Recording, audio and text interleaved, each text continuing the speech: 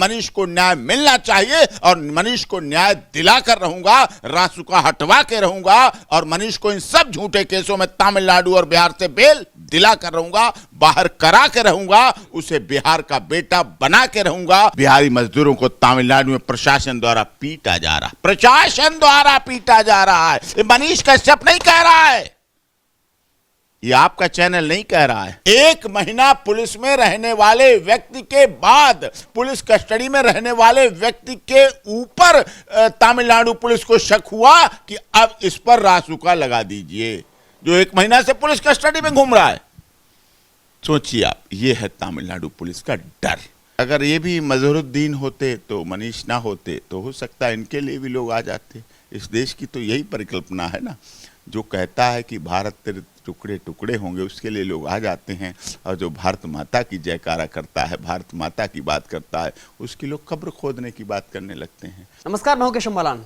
YouTuber Manish Kashyap के खिलाफ में पहले बिहार पुलिस ने शिकंजा कसा, उसके बाद में तमिलनाडु पुलिस ने एनएसए की कार्रवाई कर दी।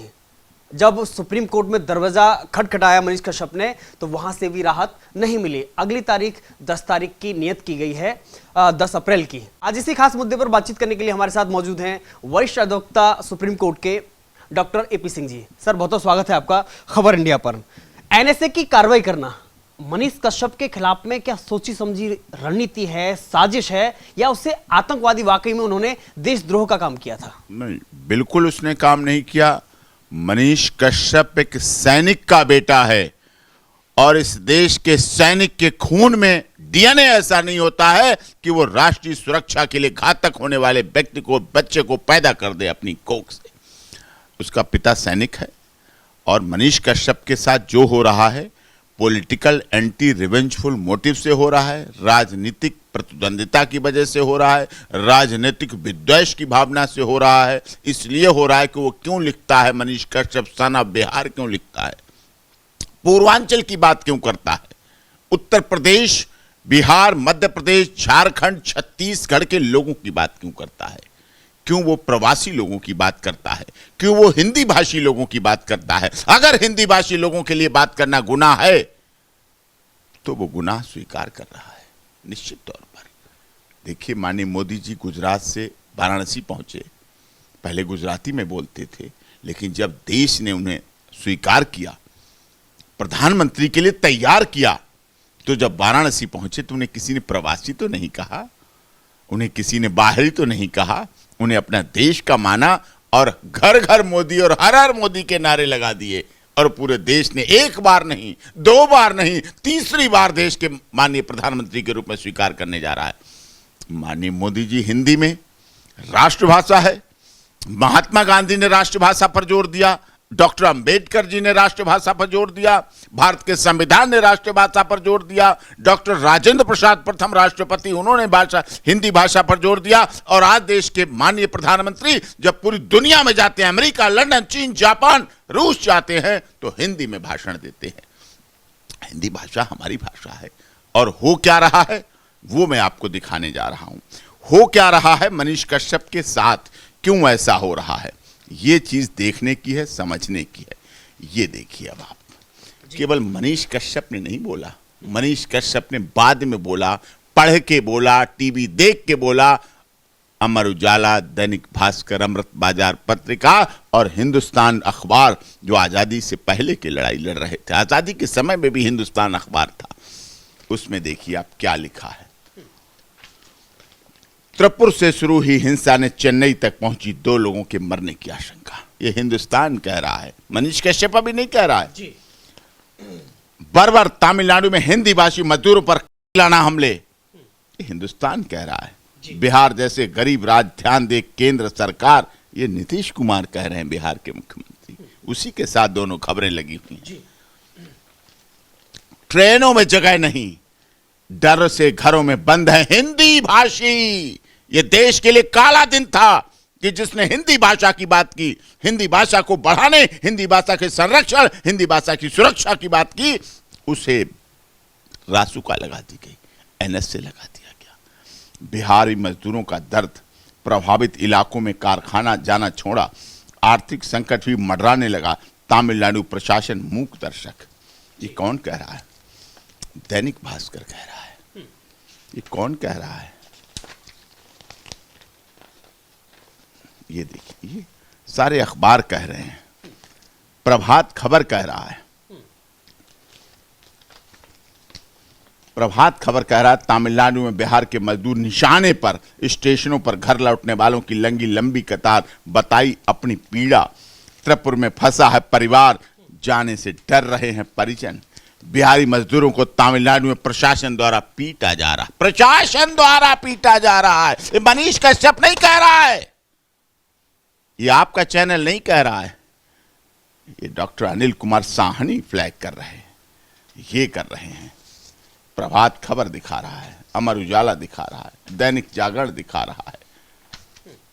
ये सब कुछ अमर उजाला, तमिलनाडु में मजदूरी कर रहे सिकंदरा के युवक पर फंदे से लटका शव मिला। ये चीज पप्पू यादव लिख रहे हैं कि तमिलनाडु में उत्तर भारतीय बिहारी हिंदी 28 फरवरी को लिख रहे हैं, 28 फरवरी को हिंदी भाषियों पर सुनियोजित तरीके से हमले हो रहे हैं, उनका संगठित तरीके से बहिष्कार किया जा रहा है, बहिष्कार, संगठित तरीके से बहिष्कार किया जा रहा है कि वो हिंदी बोलते हैं। यह देश के लिए सबसे शर्म की बात है कि हिंदी भाषा की रक्षा करने वाले व्यक्ति पर रासुका लगाई गई। ये हिंसा बर्दाश्त नहीं किया जा सकता। माननीय सीएम नीतीश कुमार हस्तक्षेप कर बिहारी समाज की सुरक्षा सुनिश्चित करें। ये सब चीजें हैं। और इसके साथ साथ केवल वही नहीं, जो बिहार के मुख्यमंत्री हैं, माननीय मुख्यमंत्री हैं, सम्मानीय मुख्यमंत्री हैं, कोई मुख्यमंत्री या प्रधानमंत्री एक जगह का एक अपना थोड़ी होता है, वो तो पूरे प्रदेश और देश का होता है। अब देखिए आप, इसमें क्या हुआ, ये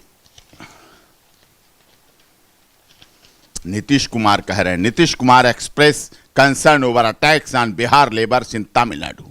नीतीश कुमार ने भी कहा, अभी कहा, द इकोनॉमिक्स टाइम्स कह रहा है, Bihar Chief Minister Nitish Kumar on Thursday expressed concern over the alleged attacks on laborers heading from the state in far off Tamil Nadu. I have learned from newspaper that laborers from Bihar who are employed in Tamil Nadu are being attacked.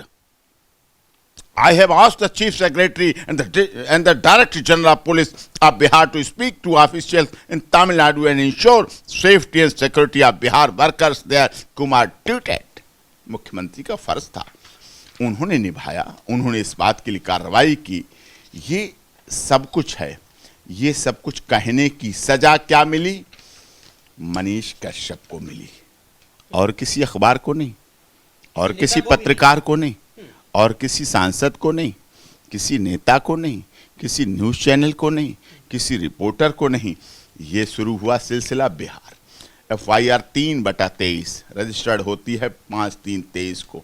Section 153A, B, 5051B, 5051C, 468, 471, 120B, IPC 67, IT act, ये हुई दर्ज। अभी देखिए, बहुत important है, 3/23 को, 3/23, 5/3 को। 3 के बाद और कोई FIR नहीं होती है। फिर 4/23 होती है 10 तारीख को, फिर होती है मनीष कश्यप के खिलाफ FIR। 3 से 4 आई, 4 से 5 आई 12 तारीख को, 12 मार्च को। 5/23 दर्ज होती है मनीष कश्यप के खिलाफ लगातार। फिर तमिलनाडु पहुंचते हैं, मदुरई में दर्ज होती है। त्रिपुर डिस्ट्रिक्ट साइबर क्राइम करता है, इकोनॉमिक ऑफेंस यूनिट करता है, लाइन लगा दी FIR की। 1 महीना हो गया मनीष कश्यप को PC रिमांड पर भागते भागते, दौड़ते दौड़ते।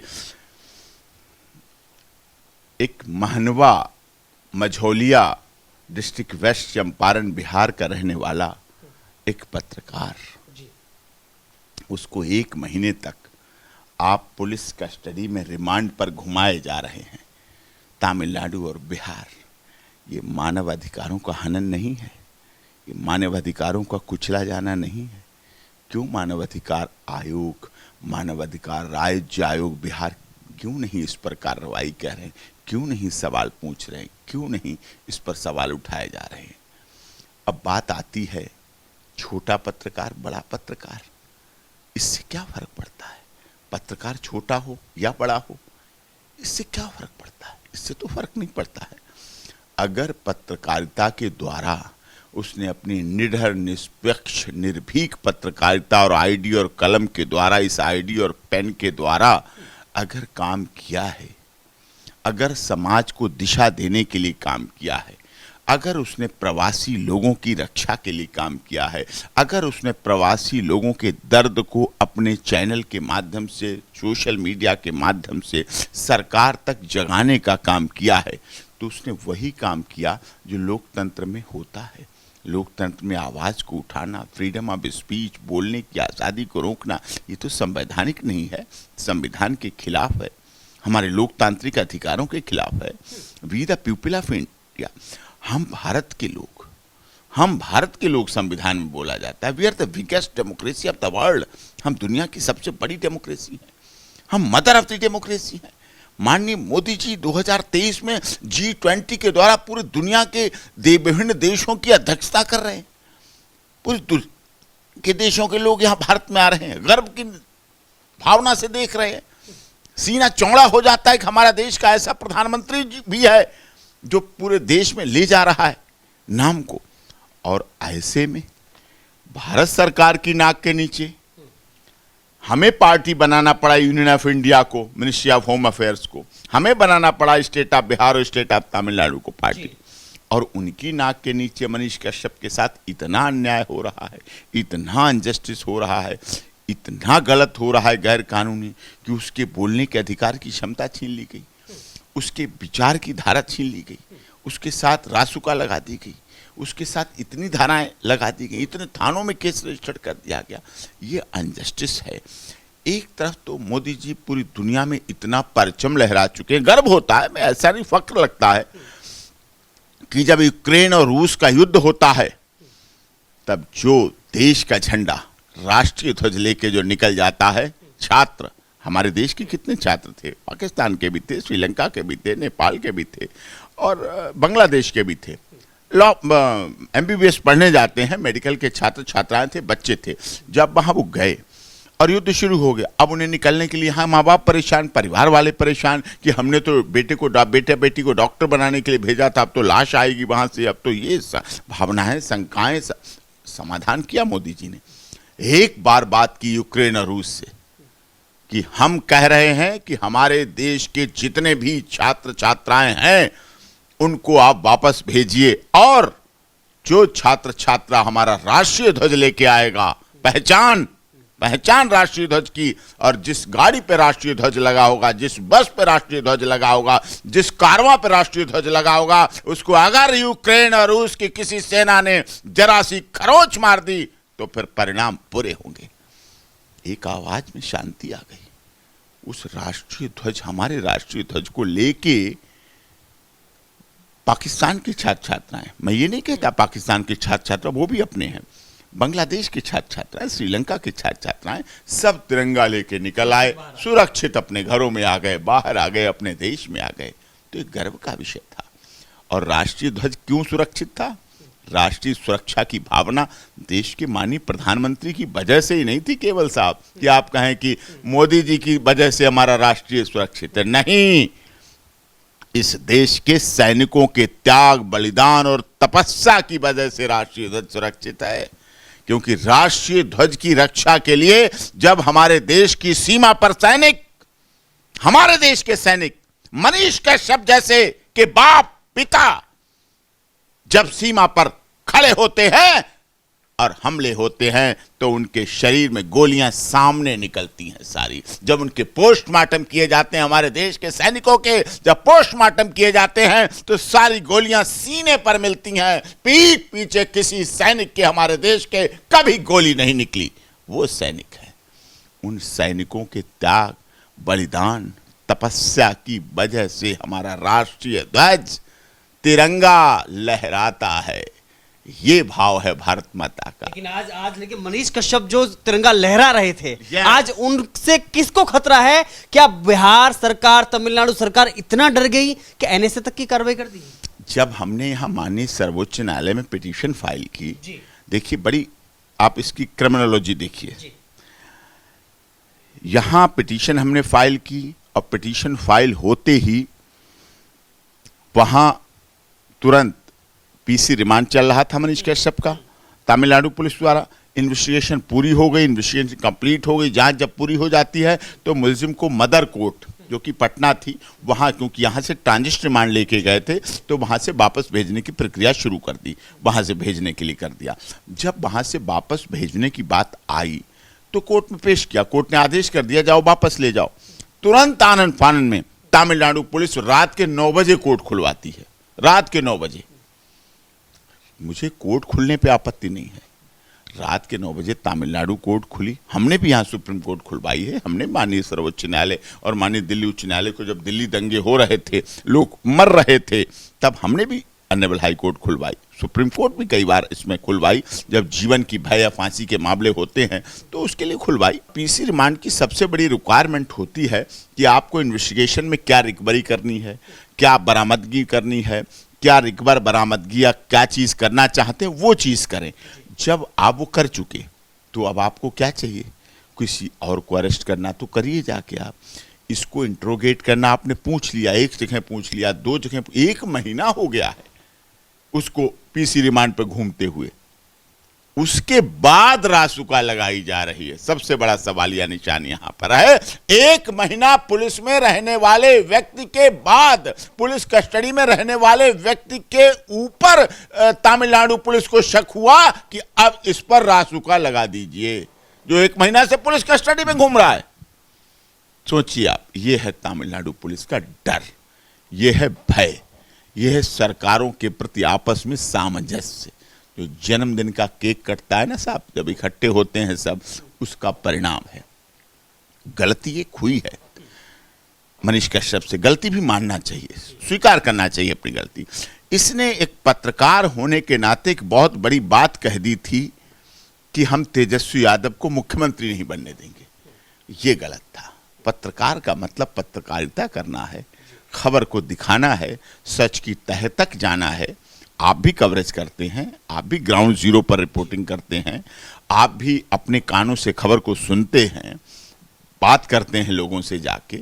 आपका भी चैनल उत्तर भारत में बहुत अधिक देखा जाता है, लोग बौद्धिक चैनल के रूप में देखते हैं, ज्ञानवर्धक है, उससे सीखते हैं, समझते हैं, जानते हैं। सच्चाई दिखाना आपके चैनल का काम है, वो आप कर रहे हैं बखूबी, वो करना चाहिए। लेकिन अब आप सरकार पर निर्णय करने लगे, वो गलत है, वो उचित नहीं। बड़ा सवाल ये होता है कि जुबैर जैसा व्यक्ति, जिसकी वजह से एक ट्वीट से, जिसके सोशल मीडिया पे भ्रम फैलाने से पूरे देश में हिंसाएं होती हैं, वो व्यक्ति गिरफ्तार भी किया जाता है, लेकिन एक वकीलों की इतनी बड़ी फौज इकट्ठा होती है कि तत्काल उससे सुप्रीम कोर्ट से राहत मिल जाती है और जमानत पर वो व्यक्ति आ जाता है। लेकिन मनीष कश्यप जैसा व्यक्ति 1 महीने से ज्यादा हो गया, अभी तक राहत नहीं मिल रही है। यहां तक कि सुप्रीम कोर्ट ने भी सुनवाई के लिए तारीख दे दी। नहीं, वो तो प्रोसेस है, वो तो तारीख देने का मतलब तो प्रोसेस है, जल्दी कर रहे हैं, प्रोसेस है, उससे प्रोसेस तो हट के नहीं करेगा। अब वो जुबैर थे, अगर ये भी मजहरुद्दीन होते तो मनीष ना होते तो हो सकता है इनके लिए भी लोग आ जाते। इस देश की तो यही परिकल्पना है ना, जो कहता है कि भारत तेरे टुकड़े टुकड़े होंगे, उसके लिए लोग आ जाते हैं, और जो भारत माता की जयकारा करता है, भारत माता की बात करता है, उसकी लोग कब्र खोदने की बात करने लगते हैं। ये है ऐसा, और इस देश में ऐसा चलता है। लेकिन यहाँ पर जो मनीष कश्यप के विषय में हो रहा है, वही भाव आपको याद कीजिए, मैं वो केस बता रहा हूँ जो किसान आंदोलन था। माननीय सर्वोच्च न्यायालय में लगातार मैं पैरवी कर रहा था, किसान संगठनों की तरफ से लड़ रहा था। 3 दिन लगातार बहस हुई, भारत सरकार ने बड़े बड़े वकील अपने उतारे, चला मामला।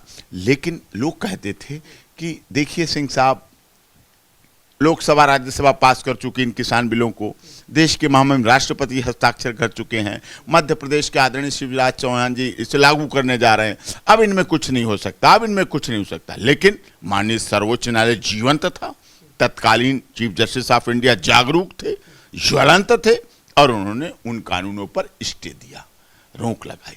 और रोक लगाने के बाद माननीय मोदी जी ने भी सहृदयता दिखाई, दरियादिली दिखाई, और वो वापस हुए। एक और प्रकरण हुआ जो मैंने लड़ा, संत रामपाल दास जी महाराज का, हरियाणा में, वहां भी यही हुआ।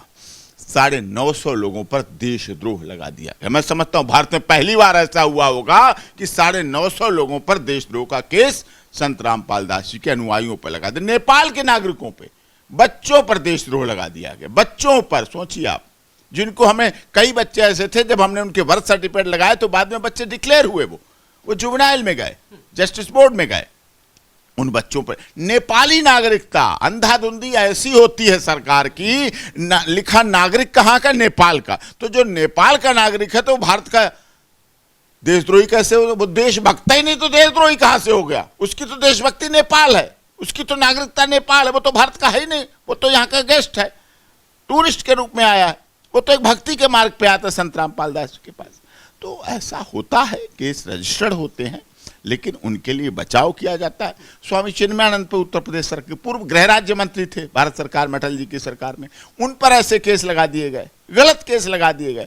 उसमें देखिए वो तो अरेस्ट हुए, लेकिन उसके बाद शिकायतकर्ता तक अरेस्ट हुए, शिकायतकर्ता, लड़की, उनका पूरा गैंग, वो तक हमने अरेस्ट कराया, वो भी जेल में गए।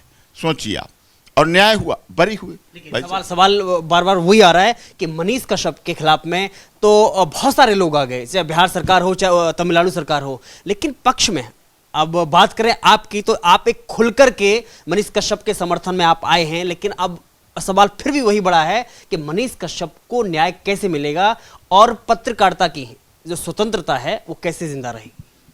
मरीज को अच्छा डॉक्टर मिल जाए, केस वाले को अच्छा वकील मिल जाए, और आप जैसे पत्रकारों का साथ मिल जाए। नेताओं के तो साथ बदलते जाते रहते हैं, वो तो गठबंधन के द्वारा कभी भी अपनी भक्ति को बदल लेते हैं। नीतीश कुमार जी कभी भारतीय जनता पार्टी के साथ थे, आज अलग हैं, कभी अखिलेश जी राहुल जी के साथ थे, आज अलग हैं, बहन मायावती कभी भाजपा के साथ थी, आज अलग हैं। इनके तो बदलते रहते हैं रिश्ते नाते, लेकिन अच्छा वकील मजबूत होना चाहिए, तो निश्चित तौर पर बदलाव आता है और कई चीजें बदलती हैं, परिवर्तन आता है, न्याय होता है। हमारे देश का सिद्धांत है access to justice for all, न्याय सबको होते हुए दिखना चाहिए। और मैं इस केस में सिद्ध करूंगा कि मनीष को न्याय मिलना चाहिए, और मनीष को न्याय दिला कर रहूंगा, रासुका हटवा के रहूंगा, और मनीष को इन सब झूठे केसों में तमिलनाडु और बिहार से बेल दिला कर रहूंगा, बाहर करा के रहूंगा, उसे बिहार का बेटा बना के रहूंगा। और बिहार की जनता ही नहीं, पूरे देश की जनता, पूरे दुनिया में जहां प्रवासी हैं, जहां जहां प्रवासी हैं, सब प्रवासी प्यार करते हैं। तमिलनाडु के लोग भी न्याय चाहते हैं, तमिलनाडु की जनता भी न्याय चाहती है कि मनीष कश्यप से के साथ गलत ना हो, और मनीष कश्यप को न्याय मिलेगा, बरी भी होगा, बेल भी होगी, और उसकी इज्जत भी वापस आएगी। गेंद को जितना दबाया जाता है, गेंद उतना ऊपर उछलती है, उतना सामने आती है, और परिवर्तन आएगा, बदलाव आएगा। मोदी जी के शासनकाल में सबका साथ, सबका न्याय, सबका विश्वास और सबका विकास होके रहेगा, उसमें कोई रुकावट नहीं आएगी।